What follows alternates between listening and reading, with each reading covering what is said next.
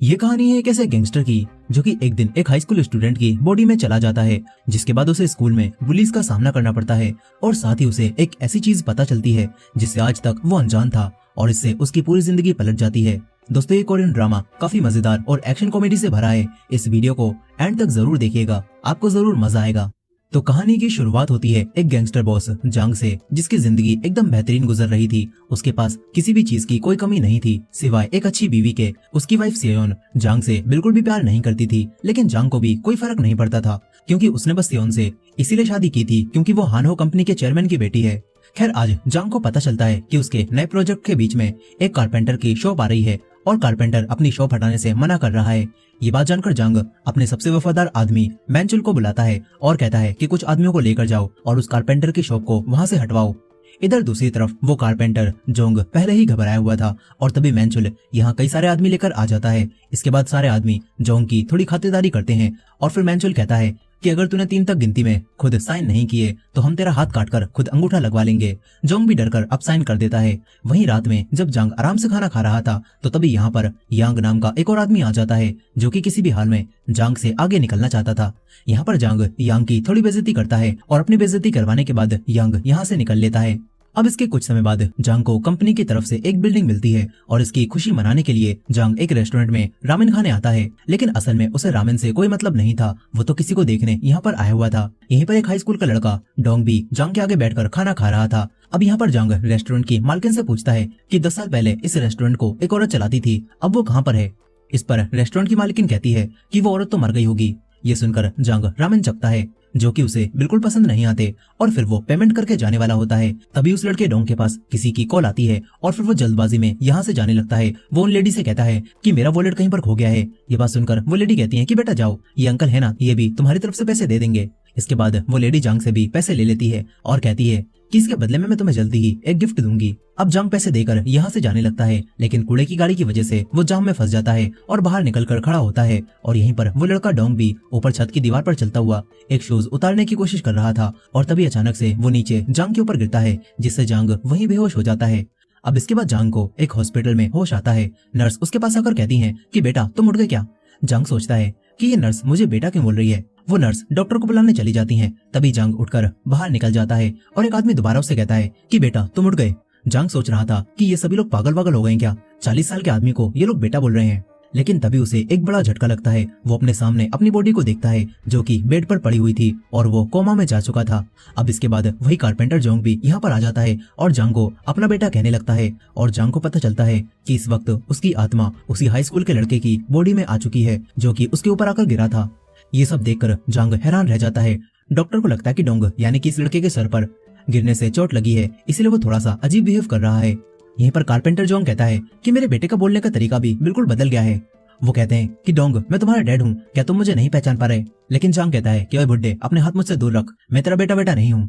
Doctor कहती है कि शायद इसके दिमाग पर चोट लग गई है, ये कुछ समय में खुद ही ठीक हो जाएगा। अब इसके बाद जांग को याद आता है कि वो तो उसी लड़के की बॉडी में आ गया है जो कि रेस्टोरेंट में उससे मिला था और जरूर रेस्टोरेंट की उस औरत ने ही इनकी स्वर आपस में स्विच करवाई है। जांग तुरंत ही दोबारा रेस्टोरेंट में जाता है, लेकिन अब वहाँ पर कोई भी रेस्टोरेंट नहीं था और उसकी एक औरत से बहस हो जाती है। वो औरत कह रही थी कि वो रेस्टोरेंट तो यहाँ से सालों पहले हट चुका है, लेकिन जांग उनसे कहता है कि मैंने कल ही यहाँ पर रामेन खाए थे। लेकिन वो औरत जांग को पागल समझती है। यहीं पर जांग की असली बॉडी के कोमा में जाने की खबर सुनकर उसी आदमी यांग को काफी खुशी होती है। इधर जांग अपने घर पहुंचता है और देखता है कि उसकी वाइफ रो रही है। जांग को लगता है कि शायद उसकी वाइफ को जांग के कोमा में जाने से काफी दुख हो रहा होगा, लेकिन असल में वो अपना नेकलेस टूट जाने की वजह से रो रही थी। अब तभी जांग की वाइफ उसे देखकर डर जाती है। जांग कहता है कि मैं तुम्हारा पति हूँ, मैं जांग हूँ, लेकिन उसकी वाइफ को यकीन नहीं होता। वो अलार्म बजाकर एक तलवार उठा लेती है। तभी गार्ड्स यहाँ पर आकर जांग को पुलिस के हवाले कर देते हैं। फिर ऑफिसर जांग से कहता है कि तुम उस घर में क्यों गए थे, क्या तुम वहाँ पर चोरी करने वाले थे। जांग को गुस्सा आ जाता है। वो कहता है कि वो पूरा घर मेरा है, भला मैं अपने घर में चोरी क्यों करूंगा। वो कारपेंटर अपने बेटे डोंग को रोकते हैं और पुलिस को बताते हैं कि इसके सर पर चोट लग गई है, जिससे लगता है कि शायद ये सटिया गया है, आप इसे माफ कर दो। फिर वो उसे लेकर यहाँ से जाने लगते हैं। अब इसके बाद जांग हॉस्पिटल में अपनी बॉडी के ऊपर बार बार गिरने लगता है ताकि वो अपनी असली बॉडी में वापस जा सके।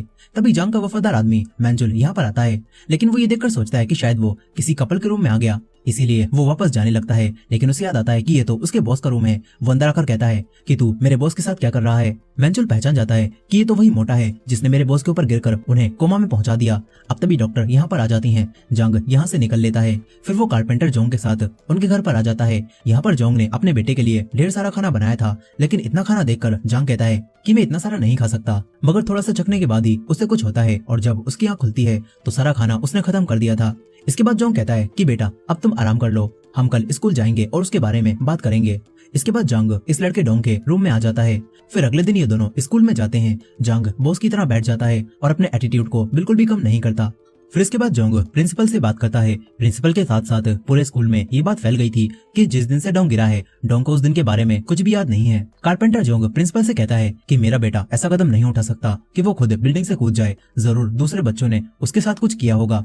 लेकिन प्रिंसिपल मना करने लगता है और ये सब सुनकर जंग समझ जाता है कि प्रिंसिपल कुछ छुपा रहा है। वो कारपेंटर को और चिंता करने से मना करता है और फिर इस लड़के डोंग की क्लास में आ जाता है। टीचर सब बच्चों से कहती है कि उस एक्सीडेंट की वजह से डोंग अभी तक पूरा ठीक नहीं हुआ है, इसीलिए हर काम में इसकी मदद करते रहना।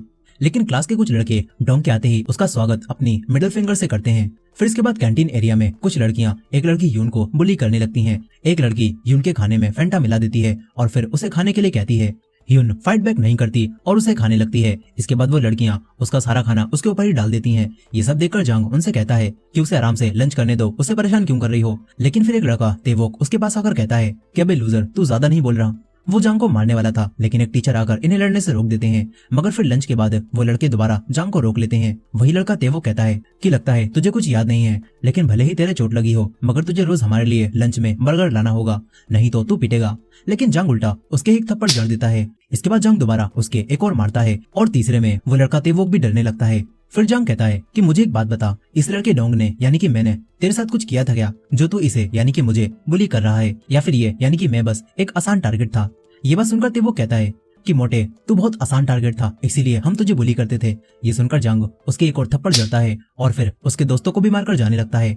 तभी उसे एक और लड़का किमजे दिखता है जो कि इनसे डरकर इनके लिए खाने का सामान लाया था, लेकिन क्योंकि अब उसने इन बुलीज को पीटते हुए देख लिया था, इसीलिए ये लोग उसे बाथरूम में ले जाकर उसे पीटने लगते हैं और कहते हैं कि अगर तूने ये बात किसी को भी बताने की कोशिश की तो तेरी खैर नहीं। ये लोग किमजे की पैंट उतारकर उसकी वीडियो बनाने वाले थे ताकि बाद में किमजे को ब्लैकमेल किया जा सके। तभी पीछे से जांग बाहर निकलता है और जांग इन सभी को अपने पेट की शक्ति से जमीन पर गिरा देता है। इसके बाद वो तेवोक का फोन ले लेता है और देखता है कि इसमें तो इस लड़के यानी कि डोंग की कई सारी फोटोज हैं जिसमें वो बुली हो रहा है। जांग उस लड़के के फिर से एक थप्पड़ जड़ता है और कहता है कि मैं तेरा फोन कुछ समय बाद वापस कर दूंगा। अब इसके बाद वो घर आकर फोन को चेक करता है और जांग को इसमें एक वीडियो मिलती है जिससे उसे पता चलता है कि ये सारे लड़के मिलकर उस दिन डोंग को बुली कर रहे थे। उन्होंने उसी लड़की यून का जूता एंटीना पर लटका दिया था और डोंग को दीवार पर चलते हुए उसे उतारने के लिए कहा था, और यही चीज करते हुए ये लड़का डोंग जांग के ऊपर गिर गया था। जांग को अब सब कुछ पता चल चुका था कि इस लड़के डोंग के साथ क्या हुआ था।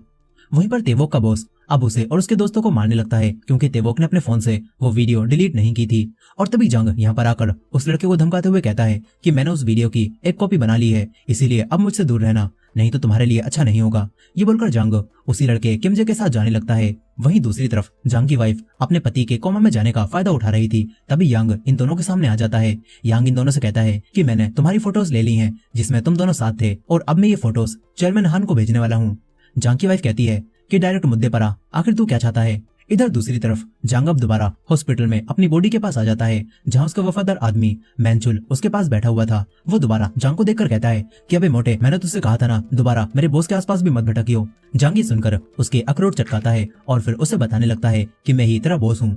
वो मैंचुल को कई सारी बातें बताता है जो कि सिर्फ जांग को पता हो सकती थी। इससे अब मैंचुल को भी यकीन आ जाता है कि ये मोटा ही उसका बॉस है। फिर अपनी भूख मिटाते हुए जांग मैंचुल से पूछता है कि आखिर तुम मेरी बॉडी के आसपास क्यों थे। इस पर मैंचुल बताता है कि एक रूमर फैली हुई है कि वो आदमी यांग आपको हॉस्पिटल में मरवाना चाहता है, इसीलिए मैं आपकी बॉडी की रक्षा कर रहा था। अब इसके बाद अगले दिन स्कूल में जांग से एक लड़की टकरा जाती है। वो तेजी में कहीं पर जा रही थी और वो अपना टेडी बेयर नीचे गिरा देती है। जांग उसके पीछे जाता है और उसका टेडी बेयर उसे वापस करता है। ये वही लड़की योन होती है। वो कहती है कि डोंग, तुम्हारी याददाश्त सच में चली गई क्या, तुम मुझे पहचान भी नहीं रहे। अब तभी इस लड़की यून की माँ यहाँ पर आ जाती हैं। जांग उन्हें देखकर हैरान रह जाता है क्योंकि असल में ये औरत मिसुन जांग का पहला प्यार थी। मिसुन जांग को देखकर कहती है कि अरे बेटा डोंग, ये तो तुम ही हो ना, तुम कितने बड़े हो गए हो। जांग कहता है कि मिसुन तू यहाँ पर क्या कर रही है। ये सुनकर मिसुन उसकी एक लगाती है और कहती है कि तुझे बात करने की तमीज नहीं है क्या, तुम इतने छोटे होकर मुझे मेरे नाम से बुला रहे हो। मिसुन उसे मारने लगती है और यहाँ से भगा देती है। फिर जंग अपने और मिसुन के पुराने पलों को याद करने लगता है और सोचता है कि मिसुन अगर यून की माँ है तो उसका बाप कौन है। फिर वो स्कूल के दौरान यून के कुछ बाल तोड़ लेता है और डीएनए टेस्ट से उसे पता चलता है कि यून उसकी ही बेटी है जिसे स्कूल में बुली किया जाता है। ये सब जानकर अब उसे गुस्सा आने लगता है। अगले दिन स्कूल में वही लड़कियां दोबारा से उसकी बेटी यून को परेशान करने लगती हैं और कहती हैं कि तूने ही हमारी लिपस्टिक चुराई है ना। वो उसका बैग चेक करती हैं। ये देखकर जांग कहता है कि तुम्हारी लिपस्टिक मैंने चुराई थी, वो मुझे चाहिए थी लेकिन वो मुझे पसंद नहीं आई, इसलिए मैंने उसे फेंक दिया। इस तरह जंग यून को बचा लेता है, लेकिन वो देखता है कि उसकी बेटी रो रही है। इसीलिए अब जंग मैंचुल को उन्हीं लड़कियों की फोटो दिखाकर कहता है कि इन लड़कियों ने मेरी बेटी को परेशान किया है, इन्हें अच्छा सबक सिखाओ और इनकी कई सारी हड्डियां तोड़ दो। लेकिन मैंचुल कहता है कि बॉस हम ऐसा नहीं कर सकते, ये तो हाई स्कूल की लड़कियां हैं और ये हमसे कितनी छोटी भी हैं। शायद यून को ये बात खुद ही स्कूल में संभालनी चाहिए। ये बात जानकर अब जंग मिसुन से बात करता है। मिसुन नहीं जानती थी कि इस लड़के के अंदर उसके पहले प्यार की आत्मा है। वो इसे डोंग ही समझ रही थी। जंग उसे सब बताता है और कहता है कि टीचर्स भी बुलिंग को इग्नोर कर रहे हैं। मिसुन परेशान होने लगती है। उसे समझ नहीं आता कि उसे क्या करना चाहिए। वो कहती है कि ये सारी गलती उस आदमी जंग की है। उसे कोई अंदाजा भी नहीं होगा उसकी बेटी और मैं किन चीजों से गुजर रहे हैं। अब अपने आप को बुरा भला सुनकर जंग कहता है कि तुम चिंता मत करो, मैं स्कूल में सब संभाल लूंगा। वहीं जांग की वाइफ अब यांग के साथ मिल चुकी थी। वो अपने डैड यानी कि चेयरमैन को बताती है कि जांग ने 3 बिलियन वॉन का घोटाला किया है। वो चेयरमैन हान को कुछ पेपर्स भी दिखाती है। इधर जांग अब डिसाइड करता है कि उसे अपनी बेटी को बचाना होगा, साथ ही उसे इस लड़के की बॉडी को भी शेप में लाना होगा। इसलिए अब जांग जिम में प्रैक्टिस करने लगता है और मिसुन ने यून को भी यहाँ भेज दिया था, लेकिन यून कहती है कि मैं तुम्हारे साथ यहाँ पर फाइटिंग की प्रैक्टिस नहीं करने वाली। वो जाने लगती है, मगर मैंचुल इनका नया टीचर बनकर उसे रोक लेता है और फिर इन दोनों को फाइटिंग की ट्रेनिंग देने लगता है। कुछ ही दिनों में यून बहुत अच्छी फाइटर बन जाती है और साथ ही जांग भी अपना वजन घटाकर शेप में आ जाता है। वो स्कूल में जाता है और स्कूल में सारी लड़कियां उसका नया रूप देखकर हैरान रह जाती हैं और लड़कियों के साथ साथ उसे लड़के भी देख रहे थे। इसके बाद स्कूल से जांग यून के साथ उसके घर पर आता है, जहां उसे अपनी बेटी की कई सारी फोटोज मिलती हैं। वो उसके बचपन की एक फोटो को देखकर अपने फोन में एक फोटो ले लेता है। इधर कारपेंटर जोंग मेहनत से काम करने के बाद अपनी सैलरी लेकर घर जाने लगते हैं, मगर बीच रास्ते में ही कुछ आदमी इन्हें घेर लेते हैं। कारपेंटर जोंग ने इन आदमियों से 2 साल पहले पैसे उधार लिए थे और अब ये आदमी जोंग से पैसे लेने के लिए उन्हें मारने लगते हैं। तभी यहाँ पर जांग आ जाता है। जांग ये देखकर इन आदमियों से फाइट करने लगता है, लेकिन उसके डैड उसे पकड़ लेते हैं और सारी मार खुद खाते रहते हैं। फिर इन आदमियों का बॉस कहता है कि तुम्हारे पास सिर्फ 1 हफ्ते का टाइम है, 1 हफ्ते में मुझे 80 मिलियन वॉन लाकर देना। ये बोलकर वो चले जाते हैं। जांग देखता है कि कारपेंटर जोंग तो बेहोश हो चुके हैं। अब इसके बाद मैंचुल अकेले ही उन आदमियों के अड्डे पर पहुंच जाता है। मैंचुल अकेले इन सभी से फाइट करता है और इनकी हड्डी पसली चटकाने के बाद वो इनसे कहता है कि उस कारपेंटर जोंग ने 2 साल पहले तुमसे 5 मिलियन लिए थे ना, और अब तुम उससे 80 मिलियन मांग रहे हो। उसका कर्जा कम कर दो, नहीं तो तुम्हारे लिए अच्छा नहीं होगा। वो आदमी भी डरकर मैंचुल की बात मान लेता है। इधर जांग कारपेंटर जोंग के लिए अपने हाथों से खाना बनाता है और ये देखकर जोंग को काफी खुशी होती है कि उनके बेटे ने उनका इतना ख्याल रखा। वो बताते हैं कि मुझे उन आदमियों की कॉल भी आई थी, उन्होंने मेरा कर्जा घटा दिया है। अब इसके बाद स्कूल में जांग अपनी बेटी की फोटो देखकर खुश हो रहा था। यहीं पर वो लड़कियां दोबारा अब यून के पास आकर उसे परेशान करने लगती हैं, लेकिन इस बार यून उनसे नहीं डरती। वो उन्हें पकड़कर मारने लगती है और इन लड़कियों को धमकाकर चली जाती है। जांग को ये देखकर काफी खुशी होती है कि उसकी बेटी भी बिल्कुल उसकी तरह है। अब इसके बाद वो मिसुन के रेस्टोरेंट में जाकर उन्हें सारी बातें बताता है, जो जानकर मिसुन भी काफी खुश होती है और उसे रामेन खिलाती है। मिसुन कहती है कि तुम्हें इस तरह खाते हुए देखकर मुझे किसी की याद आ गई। वो कहती है कि आजकल तुम मुझे यून के डैड की याद दिला रहे हो। अब तभी कुछ कस्टमर्स मिसुन को छेड़ने लगते हैं। ये देखकर जांग को गुस्सा आ जाता है। वो उस आदमी के पास जाकर उससे बहस करने लगता है और बात हाथापाई पर आ जाती है। जांग मिसुन को किचन में भेजता है और फिर अकेले इन लोगों को बचाने लगता है। वो एक आदमी को पकड़कर कहता है कि तूने मेरी औरत को हाथ भी कैसे लगाया। जांग उसे बुरी तरह मारने लगता है। मिसुन बाहर आकर उसे रोकती है और कहती है कि इस तरह तो ये आदमी मर जाएगा। फिर वो कहती है कि आखिर तुम कौन हो और तुम मुझे बार बार अपनी औरत क्यों बोल रहे हो। इसके बाद जांग उसे सब बताता है कि उसकी आत्मा इस लड़के की बॉडी में आ गई है, लेकिन मिसुन को इन बातों पर जरा भी यकीन नहीं हो रहा था। ये सुनकर जांग उसे बताने लगता है कि तुम्हारे पेट के साइड में एक तिल है और अगर तुम चाहो तो मैं तुम्हें इससे भी ज्यादा प्राइवेट बातें बता सकता हूँ, जो कि सिर्फ मैं ही जानता हूँ। ये बात सुनकर मिसुन घबरा जाती है। फिर वो पूछती है कि बताओ हम पहली बार कहाँ पर मिले थे और हमारा ब्रेकअप कहाँ पर हुआ था। जांग उसे सब बताता है और कहता है कि जब तुम मुझसे आखिरी बार मिलने आई थी तो तुमने मुझे बताया क्यों नहीं कि तुम प्रेग्नेंट हो। मैं तुम्हें कभी भी नहीं छोड़ता। मिसुन को यकीन हो जाता है कि यही जांग है। वो कहती हैं कि अब तुम वापस क्यों आए हो और यून तुम्हारी बेटी नहीं है, मैंने अकेले उसे पाला है। आखिरकार तुम अब भी गैंगस्टर हो, इसी वजह से तो मैंने तुम्हें छोड़ा था।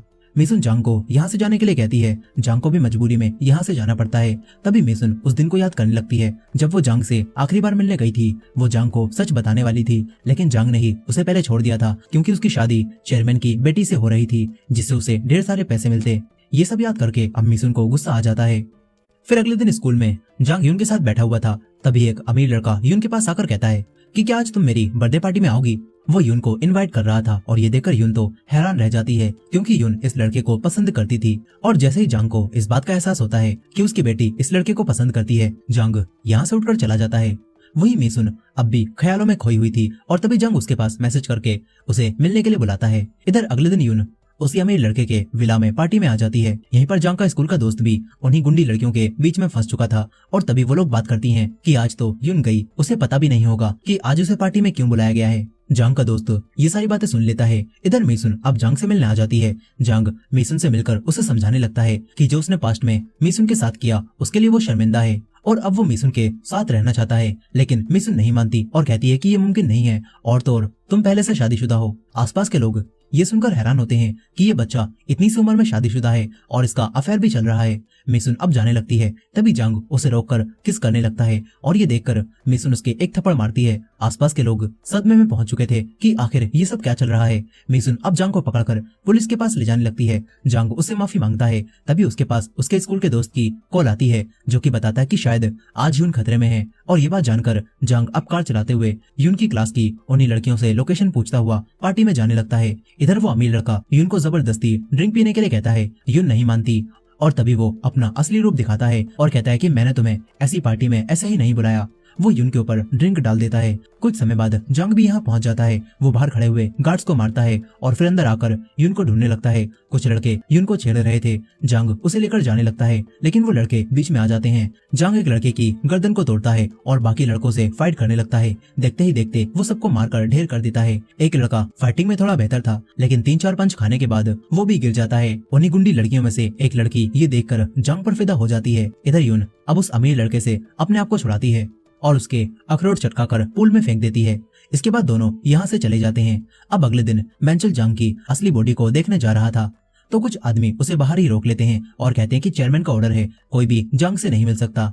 इसके बाद मैंचुल जांग को आकर सब कुछ बताता है कि तुम्हें तुम्हारी वाइफ ने यांग के साथ मिलकर झूठे इल्जाम में फंसा दिया है और अब चेयरमैन सोचते हैं कि तुमने 3 बिलियन वॉन का घोटाला किया है और जब तुम भाग रहे थे तभी तुम्हारा एक्सीडेंट हो गया। जांग सोचता है कि अब उसे क्या करना चाहिए। इसके बाद मैंचुल जांग के कहने पर चेयरमैन को एक लेटर पहुंचाता है। इधर जांग दोबारा मिनसुन के पास आकर पूछता है कि यून कैसी है। मिनसुन कहती है कि अगर तुम्हें सच में यून की चिंता है तो यहाँ से चले जाओ। जांग जाने लगता है। तभी उसके सामने वही लड़की आ जाती है। वो पूछती है कि क्या तुम और यून एक दूसरे को डेट कर रहे हो। जांग गुस्से में मना करता है और ये सुनकर वो लड़की जांग से कहती है कि फिर तुम मेरे बॉयफ्रेंड बन जाओ, लेकिन जांग मना करता है। वो लड़की जांग को एक बॉक्स देकर यहाँ से चली जाती है। तभी यून यहाँ पर आ जाती है। वो ये देखकर कहती है कि क्या तुम उस लड़की को डेट करोगे, लेकिन जांग मना कर देता है। इस पर यून कहती है तो फिर तुम मेरे बॉयफ्रेंड बन जाओ। जांग गुस्से में मना करता है और यहाँ से जाने लगता है। अब इसके बाद यून अपनी मॉम मिसुन को बताती है कि वो डोंग को अपना बॉयफ्रेंड बनाना चाहती है। मिसुन ये सुनकर गुस्सा और हैरान होती है क्योंकि वो जानती थी कि डोंग असल में यून के डैड हैं। मिसुन कहती है कि तुम उससे दूर रहना। अब इसके बाद अगले दिन मिसुन जांग को स्कूल से ही पकड़ लेती है और कहती है कि तुम ऐसा क्या कर रहे हो जो तुम्हारी बेटी अब तुम्हें ही अपना बॉयफ्रेंड बनाना चाहती है। जांग कहता है कि मैं बस उसका दोस्त बनना चाहता था। मिसुन जांग से कहती है कि तुम यहाँ से चले जाओ और हमारी जिंदगी में कभी वापस मत आना। हम फिर से कभी भी एक नहीं हो सकते क्योंकि तुम पहले से शादीशुदा हो। अब तभी यून यहाँ पर आ जाती है और कहती है कि कौन शादीशुदा है। यहाँ बिना सोचे समझे जांग यून से कहता है कि मैं तुम्हारी माँ को पसंद करता हूँ। यून ये सुनकर हैरान रह जाती है। उसे लगता है कि उसकी माँ ने उससे उसका प्यार छीन लिया। यून गुस्सा होकर यहाँ से भाग जाती है। मिसुन अब जांग पर गुस्सा होने लगती है और कहती है कि तुमने वो बात क्यों कही। इधर यांग गार्ड्स को मारता है और जांग की बॉडी के पास आ जाता है। वो जांग को मारने आया था, लेकिन तभी जांग को होश आ जाता है। वो कहता है कि अंकल आपकी जिप खुली हुई है। उसे होश में देखकर यांग खुद बेहोश हो जाता है। अब इसके बाद जांग डोंग के घर पर आ जाता है और कारपेंटर जोंग को अपना डैड कहने लगता है। यहाँ पर हमें पता चलता है कि उस हाई स्कूल के लड़के डोंग की आत्मा जांग की बॉडी में आ गई है, लेकिन उसके डैड के लिए वो एक आदमी था। वो डरने लगते हैं। डोंग खुद भी रो रहा था। तभी जांग यहाँ पर आ जाता है। वो समझ जाता है कि उसकी बॉडी में अब वही लड़का आ चुका है। डोंग भी सब कुछ समझ जाता है और ये देखकर वो घबराता है। तभी जांग उसके एक मारकर उसे शांत कराता है और फिर जांग कारपेंटर जोंग को सब समझाने लगता है। शुरुआत में उसे बिल्कुल भी यकीन नहीं होता, लेकिन कुछ समय बाद वो समझ जाता है कि ये दोनों सच बोल रहे हैं। अब इसके बाद जांग डोंग से कहता है कि वो लड़के तो यून को पसंद करता है ना, अगर तू मेरी मदद करेगा तो तू उसके करीब हो सकता है। इधर जांग की वाइफ यांग के ऊपर गुस्सा हो रही थी क्योंकि वो जांग को नहीं मार पाया। यांग कहता है कि चिंता मत करो, मैंने अपने आदमियों को काम पर लगा दिया है, वो जल्दी ही जांग को ढूंढ लेंगे। अब तभी एक आदमी आकर बताता है कि हमें पता चल गया है जांग कहाँ पर गया है। इधर जांग उसी लड़के डोंग के साथ मिनसुन के पास आता है और डोंग अब जांग बनकर मिनसुन से बात करता है और झूठ बोलता है कि हमारी सोल्स फिर से वापस हमारे अपने अपने शरीर में आ गई हैं। इसके बाद डोंग जांग के बताए तरीके के मुताबिक मिनसुन से माफी मांगने लगता है, लेकिन तभी यांग अपने आदमियों के साथ यहाँ पर आ जाता है। ये देखकर डोंग डर कर रोने लगता है। मिसुन भी सब समझ जाती है। अब इसके बाद जांग उन दोनों को किचन में भेजता है और डोंग से मिसुन को अंदर ही रखने के लिए कहता है। इसके बाद जांग इन गुंडों से फाइट करने लगता है। यांग को लगता है कि ये कोई हाई स्कूल का लड़का है, इसलिए यांग उसे सीरियस नहीं लेता, लेकिन जांग देखते ही देखते सारे आदमियों को निपटा देता है। तभी यांग अपने सबसे ताकतवर आदमी को फाइट के लिए भेजता है। जांग और उसके बीच में काफी देर तक फाइट होती रहती है, जिसमें आखिरकार जांग उसे मारने लगता है, लेकिन तभी यांग पीछे से उसके ऊपर हमला करके उसके गले पर चाकू रख लेता है और कहता है कि जांग बाहर आ। लेकिन तभी मिसुन बाहर आती है। वो सिलेंडर को चालू करके लाइटर को हाथ में पकड़ लेती है और कहती है कि अगर तुम 3 तक गिनती में यहाँ से नहीं गए तो मैं आग लगाकर हम सभी को मार दूंगी। यांग काफी डर जाता है और मौके का फायदा उठाकर जांग दोबारा उसे मारने लगता है, लेकिन मिसुन उसे लड़ने से मना करती है। तभी यांग अपने आदमियों के साथ यहाँ से भाग जाता है। जांग अब मिसुन के पास आकर सिलेंडर को बंद करता है और उसके हाथ से लाइटर ले लेता है। मिसुन भी काफी डरी और अंदर से दुखी थी। तभी डोंग भी बाहर आ जाता है। मिसुन अब असली जांग को दूर करके डोंग से बात करने लगती है। वो जांग की बॉडी के सामने वो सारी बातें कहती है जिन्हें इतने सालों से वो अपने दिल में दबा कर बैठी हुई थी। मिसुन उससे कहती है कि मुझे तुम्हारी बहुत याद आती थी और आखिरकार तुम 17 सालों बाद वापस लौट आए हो। मिसुन उसे गले लगा लेती है। जांग भी समझ जाता है कि मिसुन आज भी उससे प्यार करती है। अब इसके बाद जांग की कंपनी के चेयरमैन अपनी बेटी को बुलाते हैं। चेयरमैन हान को जांग के भेजे हुए उसी लेटर से पता चल चुका था यांग के साथ मिलकर उसे फंसाना चाहती है और असल में जांग ने पैसों का कोई घोटाला नहीं किया। चेयरमैन अपनी बेटी से कहते हैं कि ये लेटर उसने एक्सीडेंट से पहले लिखा था और हमने राइटिंग भी चेक करवाई और ये राइटिंग बिल्कुल जांग की है। ये सुनकर वो कहती है कि ऐसा कैसे हो सकता है, मैंने तो एक्सीडेंट के बाद ही यांग के साथ हाथ मिलाया था। इससे चेयरमैन समझ जाते हैं कि उनकी बेटी उन्हें धोखा दे रही है। साथ ही उन्हें अपनी बेटी के अफेयर के बारे में भी पता चल चुका था। इधर अब जांग डोंग को पूरी स्क्रिप्ट समझाकर चेयरमैन के सामने इसके अकॉर्डिंग ही बोलने के लिए कहता है। इसके बाद वो लड़का डोंग जांग बनकर चेयरमैन के सामने आ जाता है। असली जांग कार में बैठकर रेडियो के जरिए डोंग को सब बता रहा था। अब तभी चेयरमैन अपनी बेटी को अपने पैसों में से 1 भी रुपया देने से मना करने लगते हैं। इससे गुस्से में आकर उनकी बेटी उन्हें बताती है कि जांग की भी एक बेटी है और उसका भी एक औरत के साथ अफेयर चल रहा है। ये बात सुनकर चेयरमैन जांग से इस बारे में पूछते हैं। असली जांग उसे इंस्ट्रक्शन दे रहा था, लेकिन ग्लिच की वजह से उसे कुछ भी सुनाई नहीं देता और डोंग चेयरमैन से कह देता है कि हाँ ये सच है, उसकी एक बेटी है, लेकिन ये बात उसे एक्सीडेंट के बाद ही पता चली है। डोंग कहता है कि अगर आप मुझे मेरी फैमिली के साथ रहने की वजह से कंपनी से निकाल कर 1 रुपया भी नहीं दोगे तो तब भी मुझे ये मंजूर है। चेयरमैन भी उसके ऊपर गुस्सा नहीं करते और ये देखकर जांग की वाइफ यहाँ से चली जाती है। अब इसके बाद चेयरमैन जांग से कहते हैं कि तुम जैसा चाहो वैसा कर सकते हो। डोंग अब खुश होकर यहाँ से जाने लगता है। बाहर असली जांग ये देखकर काफी खुश होता है कि डोंग ने सारी बातें संभाल ली, लेकिन अब तभी उसकी वाइफ गुस्से में आती है और इन्हें ठोकने वाली होती है। जांग डोंग को धक्का देकर खुद गाड़ी के सामने आ जाता है, जिससे जांग काफी जख्मी हो जाता है। उसे तुरंत ही हॉस्पिटल ले जाया जाता है, जहाँ मिसुन और यून भी पहुंच जाते हैं। यहाँ पर यून जांग की असली बॉडी को देखकर कहती है कि माँ ये मेरे डैड है ना, आपने इनकी फोटो को मुझसे छुपा कर रखा था, लेकिन मैंने वो फोटो देख ली थी। यहाँ पर असली जांग जो कि डोंग की बॉडी में था वो कहता है कि हाँ मैं तुम्हारा डैड हूँ। यून परेशान होने लगती है और सोचती है कि ये क्या चल रहा है, कहीं मेरी माँ ने सच में मेरे दोस्त से शादी तो नहीं कर ली ना। अब तभी बात करते हुए असली जांग बेहोश हो जाता है और इसके साथ ही जांग की बॉडी में मौजूद डोंग भी बेहोश हो जाता है। फिर कुछ समय बाद जांग को ऑपरेशन रूम में होश आता है, जहाँ उसके सामने उसी रेस्टोरेंट की मालकिन होती है। इससे जांग समझ जाता है कि सोल्स स्विच करवाने में इसी लेडी का हाथ था। वो लेडी अब जांग को सोने के लिए कहती है। अब इसके बाद कहानी 6 महीने आगे जाती है, जहाँ डोंग अब अपनी असली बॉडी में वापस आ चुका था। वो हॉस्पिटल से डिस्चार्ज होकर स्कूल आता है तो सारे बच्चे उसकी तारीफ करने लगते हैं, क्योंकि स्कूल के सारे बुलीज ने डोंग के डर की वजह से स्कूल छोड़ दिया था और अब डोंग और यून स्कूल के नए हीरो बन जाते हैं। उसी गैंगस्टर यांग को भी पुलिस ने पकड़ लिया था और असली जांग भी अपनी बॉडी में लौटने के बाद गुंडागर्दी छोड़कर मिसुन के साथ रहने लगा था। साथ ही कारपेंटर जोंग और मैंचुल भी इन्हीं के साथ काम करने लगे थे और इसके साथ ही जांग अपनी बेटी के साथ अच्छा समय बिता रहा था। और इसी हैप्पी एंडिंग के साथ ये मूवी यहाँ पर खत्म हो जाती है।